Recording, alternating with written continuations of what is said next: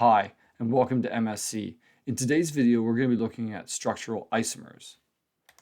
Structural isomers are compounds with the same molecular formula, but that actually have different three-dimensional arrangements of the atoms.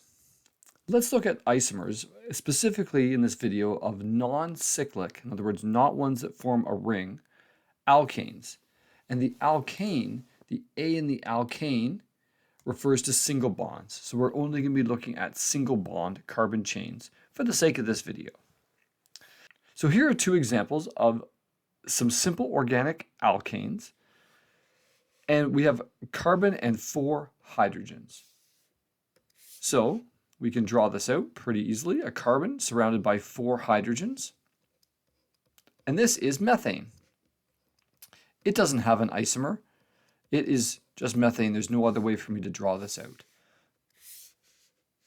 And this is not meant to be a video at this stage about naming organic compounds, but the meth refers to the one carbon, and again that ane, that A there refers to that there are single bonds between carbons, which we don't have, we only have the one. This one over here, C2H6, this one has 2 carbons, and it has hydrogens located all the way around, and there's 6 of them. This also does not have any other isomers. There's no other way to draw this compound than as is written here, and this compound name is ethane. And again, the eth means that it has 2 carbons, and again, the ane means that they are all singly bonded. So this might seem like an odd choice as an introduction for isomers. What I've said have the same molecular formula but different arrangements of the atoms. But we're building here towards something. Let's look at the next one for carbon. It will have 3 carbons.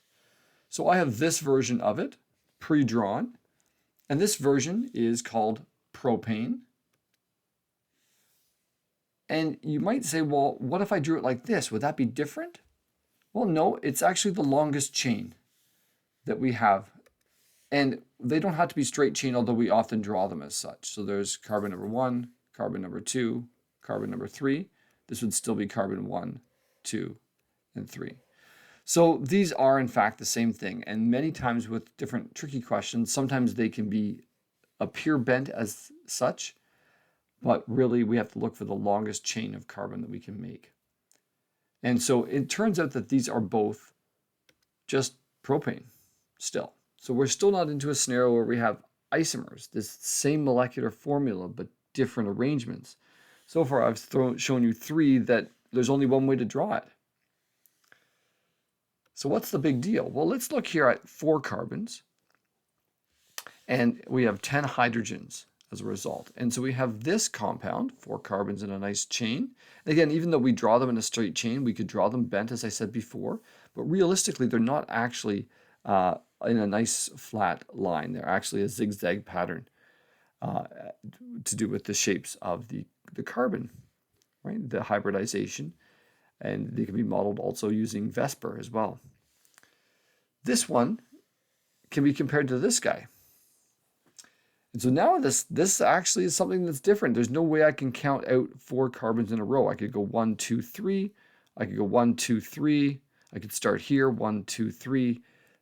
But I can't get to that 4 carbons in a row.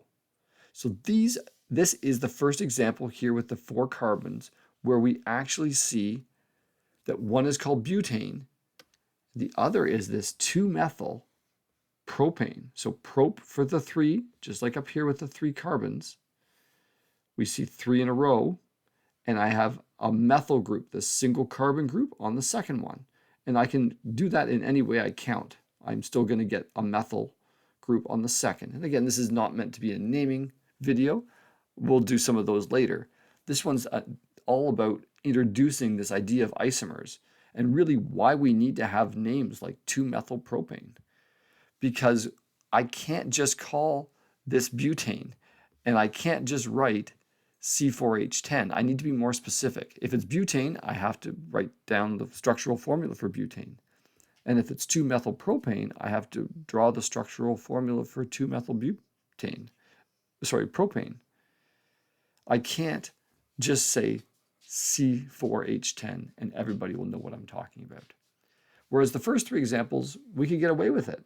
But as you can tell here with organics, the bigger chains I get, the more options there are, and I need to have a really good system to name these things. So let's take this one step further. And C5H12 has pentane, right? The nice straight chain, 5 carbon in a row, pent for 5, ane for the single bonds. It also has 2-methylbutane. So again, we have bute, the nice 4 in a row here with a methyl group off, or I can consider this to be my 4 chain. And that's my methyl group there. And there's actually one more, if you want to pause the video and see if you can draw it out before I reveal what it is.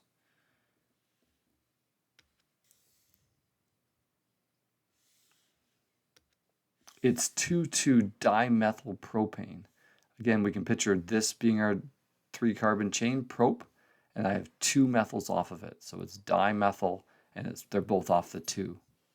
So we can see that as we go forward here, we're going to get more and more isomers. If I have C6H14, I'd have 5 isomers I can draw out.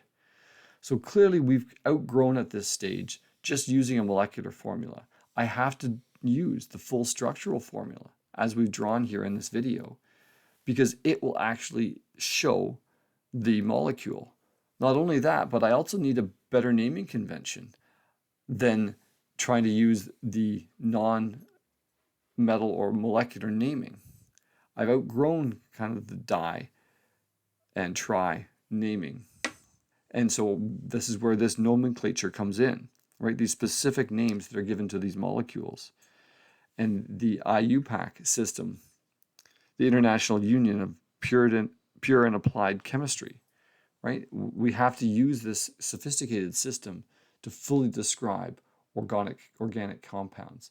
And it leads to what can be a bit of fun with organics, but can also sometimes be a bit of tedious rules that we need to sort through on how to name these properly.